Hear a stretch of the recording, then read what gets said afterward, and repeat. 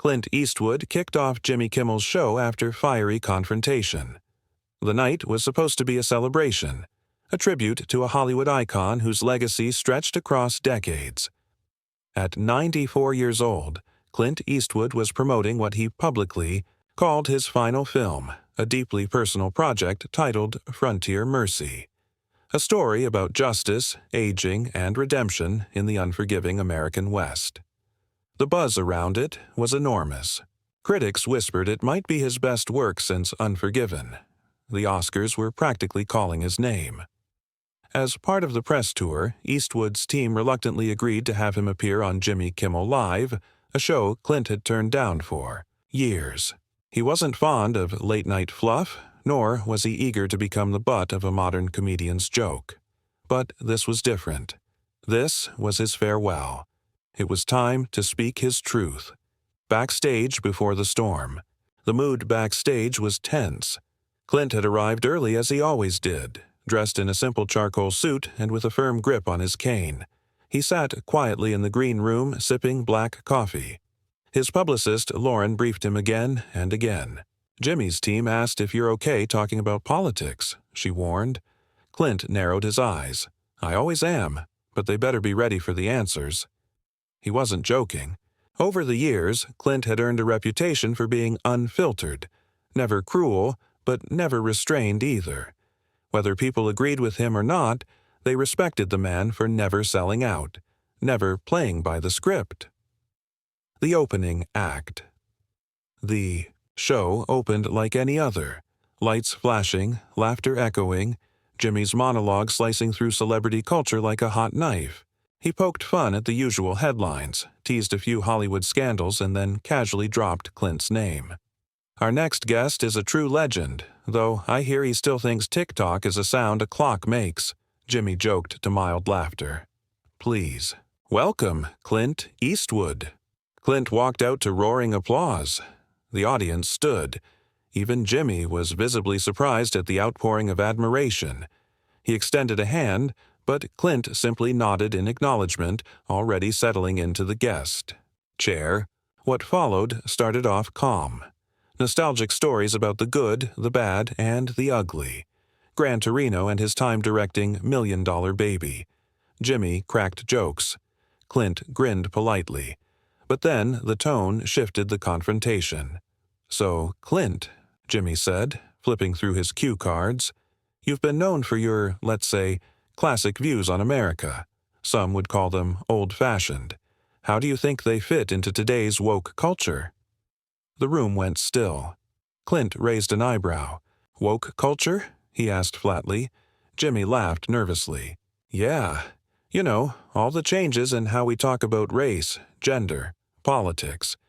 Do you think your cowboy values are out of place now? Clint leaned forward, eyes sharp. You know, Jimmy, he said, there was a time when a man could walk into a room, say what he meant, and leave with his dignity intact.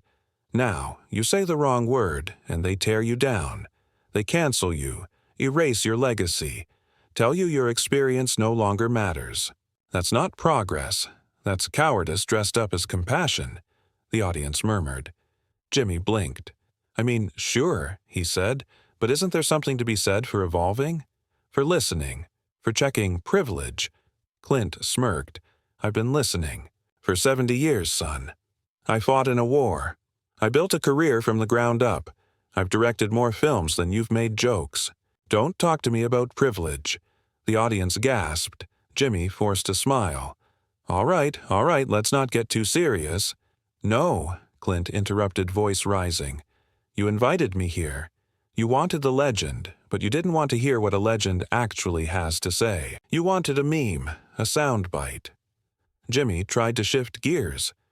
Okay, let's play a game called I'm Not Here to Play Games, Clint snapped.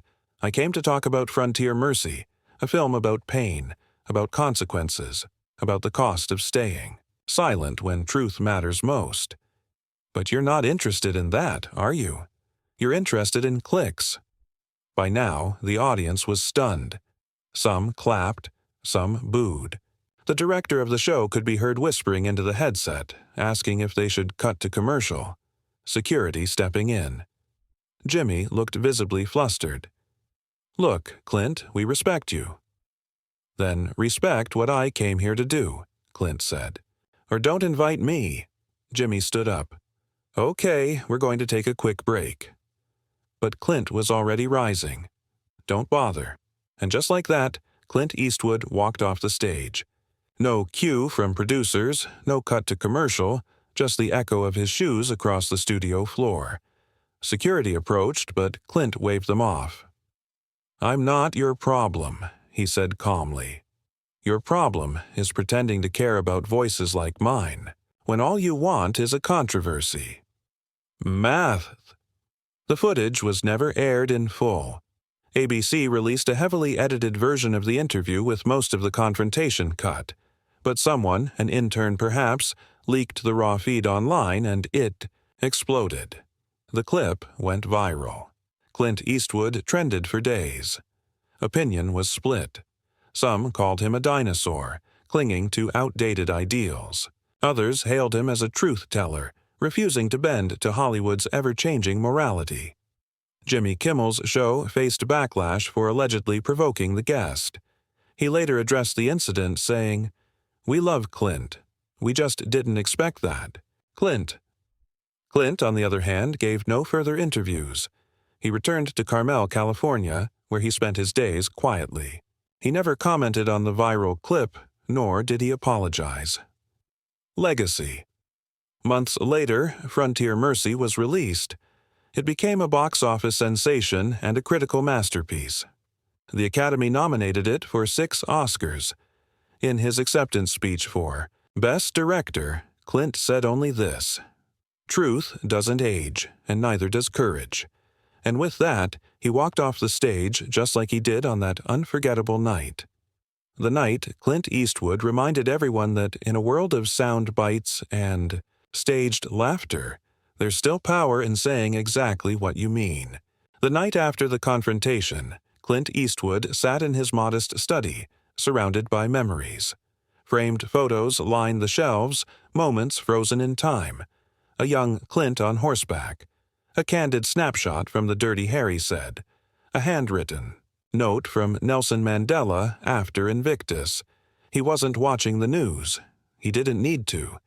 His phone buzzed every 5 minutes. Missed calls from agents, messages from directors, texts from old co-stars. Saw what happened. "Damn, you said what a lot. Of us wanted to. Proud of you, old man." But among them was one that made him pause. It was from his daughter, Allison. "Dad, I'm proud of you. You've always stood by what you believe, but please take care of yourself. The world's louder now and less kind."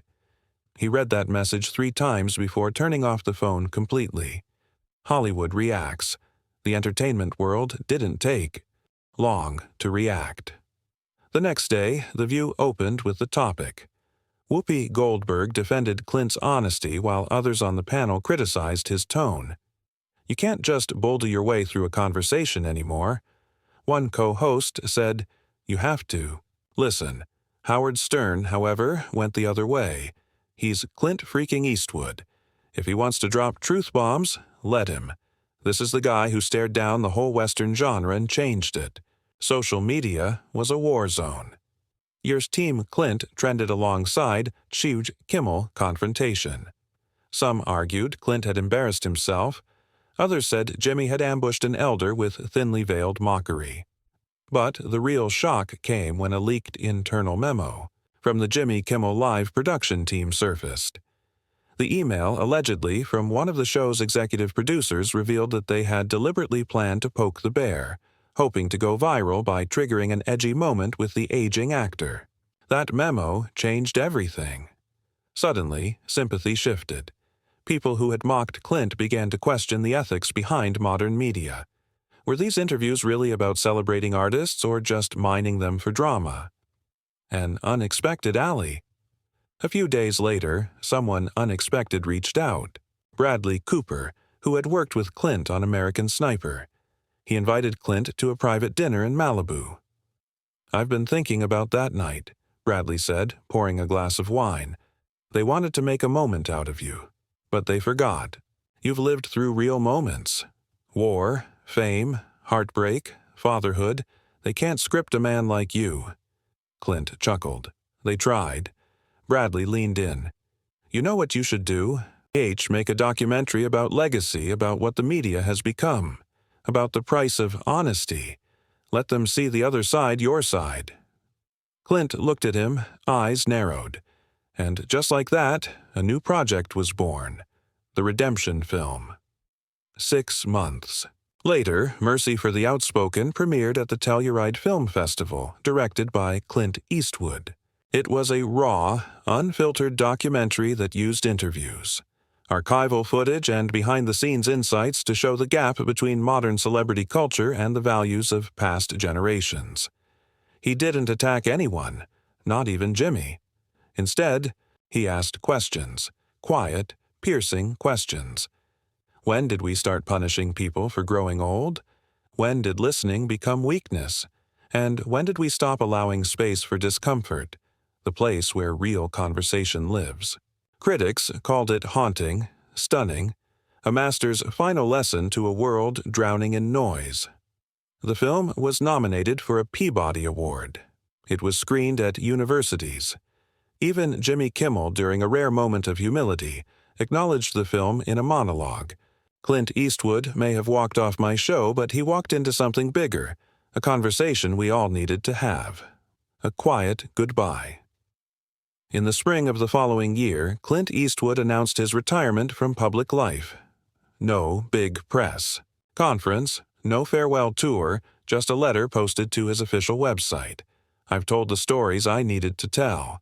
I've said what needed to be said, and now I'll be where I belong, on my porch, watching the sunset with the woman I love and the wind in my face. If there's one thing I've learned, it's this: speak when your voice shakes. That's when it matters most. Clint. Hollywood dimmed its lights that night. Legacy sealed. Years later, young filmmakers would reference Mercy for the Outspoken as a turning point. A moment when the industry looked itself in the mirror and saw not a machine, but a reflection of its own insecurities. Clint Eastwood, the cowboy who once walked alone through dusty towns, had taken one final stand, not with a gun, but with truth. Unapologetic, unedited, undeniable, and though he had been kicked off a show, he walked into legend. After retiring from public life, Clint Eastwood truly disappeared. No interviews, no red carpets, no photos. Occasionally, someone would spot him in Carmel, walking with his dog along the cliffs or quietly sipping coffee in the corner of a seaside cafe. People respected his distance. There was something sacred about letting a man bow out gracefully. But behind the scenes, something was happening. He was still writing, old-fashioned, longhand writing, journals filled with reflections, regrets, memories of the people he'd loved and lost. Pages upon pages that no one knew existed, not even his children. They were never meant to be published. Clint didn't want more applause. He wanted something far more precious. Understanding. He wrote about the confrontation with Jimmy Kimmel, not with anger, but with deep introspection. He asked himself if he'd been too harsh, if he could have found a better way. He wrestled with the reality that every man, even a legend, grows outdated in the eyes of a culture moving at light speed. But in those pages, he also found peace. Maybe the point of old age, he wrote, isn't to keep up. Maybe it's to slow down just enough for others to catch something timeless before it slips away. The Vault. 2 years after his quiet retreat, Clint Eastwood passed away peacefully at home. He was 96. There were no headlines at first. His family honored his wish for a private burial. The news broke 4 days later. Hollywood stopped. Tributes poured in from every generation. Actors, directors, presidents, soldiers, farmers, fathers. Everyone had a story. Everyone had been touched by the man who had once said, "I don't pretend to know the answers, but I damn well won't be afraid to ask the questions." But the biggest surprise came not from Hollywood. It came from a storage unit in Carmel. Clint's attorney, following detailed instructions in his will, handed over a thick, sealed binder labeled to be opened only if they still care. Inside were the handwritten journals along with a note. If someone finds something worth sharing, go ahead. If not, no harm done. I've already had my say. The journals were eventually published as a book titled The Last Ride, Notes from a Man Who Never Blinked. It became a global bestseller.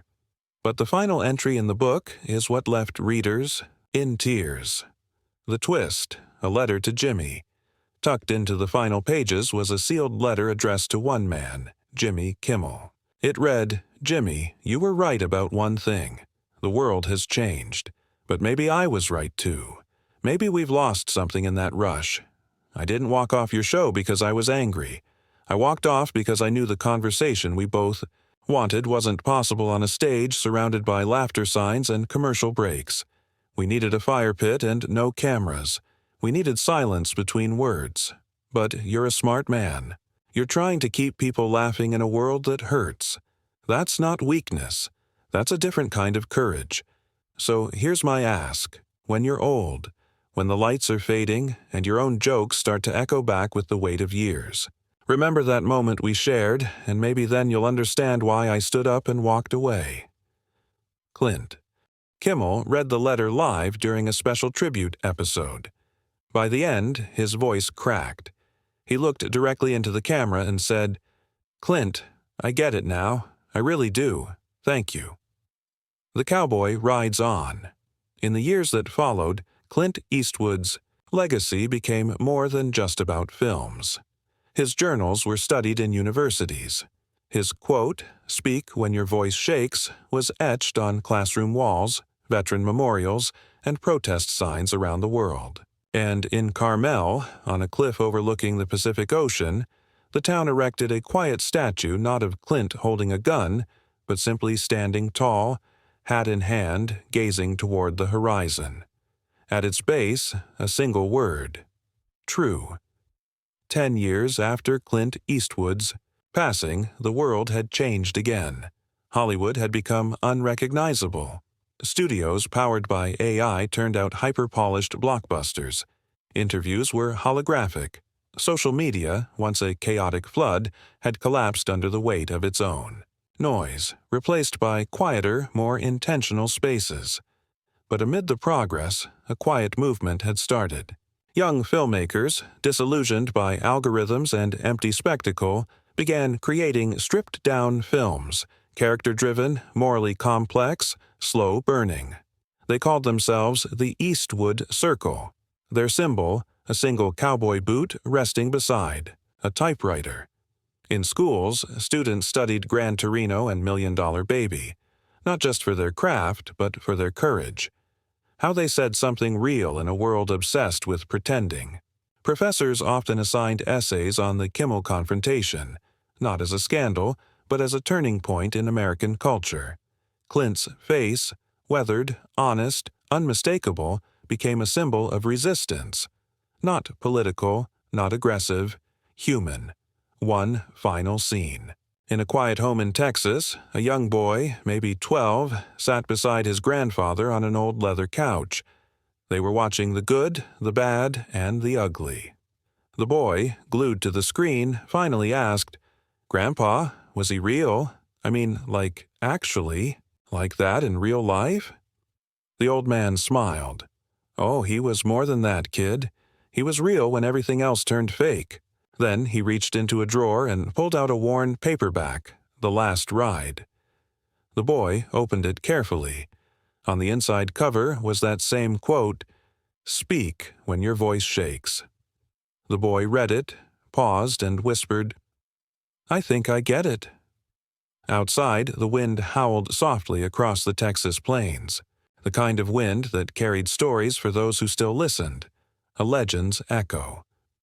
Years later, a biopic about Clint's life was made by one of those Eastwood Circle directors. But it wasn't flashy. It didn't have explosions or car chases. It was simple. A man grows old, faces the world, speaks his truth, and walks away with dignity.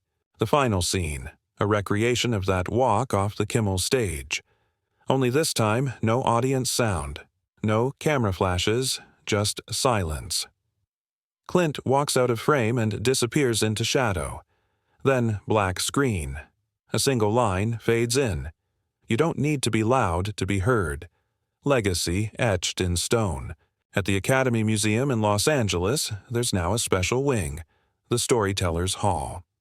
Inside, there's a single spotlight on Clint's old director's chair marked with his name in faded gold thread.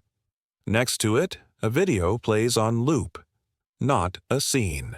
From a film, not an interview, just a grainy clip of Clint years ago standing beside a dirt road, wind in his hair, looking out toward the horizon.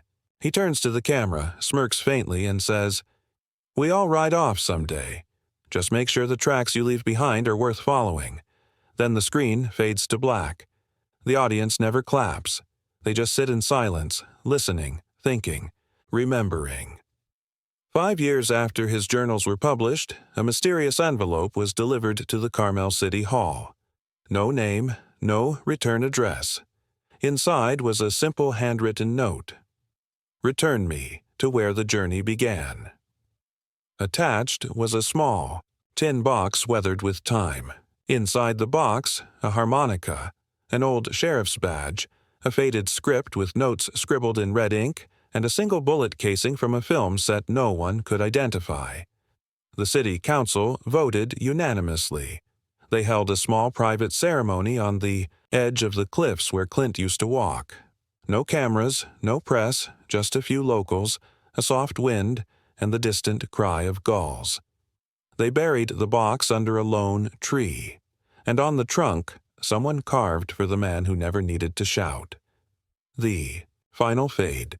Back in Los Angeles, Jimmy Kimmel, now older, grayer, slower, gave a rare appearance on a tribute show marking the 100th anniversary of Unforgiven.